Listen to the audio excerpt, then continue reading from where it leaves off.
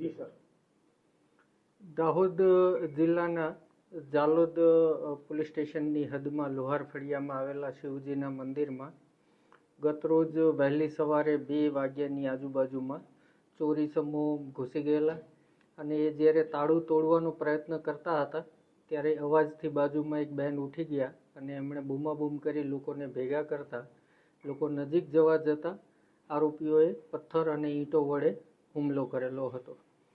Night રાઉન્ડમાં રહેલા PSI માળીનાઓને ઘટનાની જાણ થતાં તાત્કાલિક ઘટના સ્થળે પહોંચી ગયા અને તેમણે ખૂબ બહાદુરીપૂર્વક એક ઈસમને પકડી લીધેલો અને અન્ય ઈસમ પાછળ જંગલ અને અંધારાનો લાભ લઈને નાસી ગયેલો.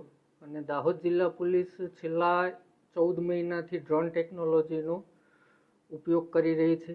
તો આ થર્મલ ઇમેજિંગ નાઇટ વિઝનવાળું જે ડ્રોન છે એ તાત્કાલિક ડીવાયએસપીએ ત્યાં મગાવ્યું અને એલસીબીની ટીમ સાથે એ ડ્રોનનો ત્યાં ઉપયોગ કરી અને જંગલમાંથી આરોપીને લોકેટ કરેલો.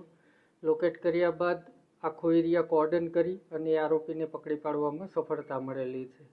આ આરોપીઓ અગાઉ 70 જેટલા ગુનાઓમાં સંડોવાયેલા હોવાની હકીકત આરોપીએ જણાવી છે અને અગાઉ 2 રાજ્યની જેલમાં, ગુજરાત અને કર્ણાટકની જેલમાં પણ રહી આવ્યા હોવાની હકીકત આરોપી જણાવી રહ્યા છે. આજરોજ આરોપીને કોર્ટ સમક્ષ રજૂ કરતા 7 દિવસના રિમાન્ડ મળ્યા છે.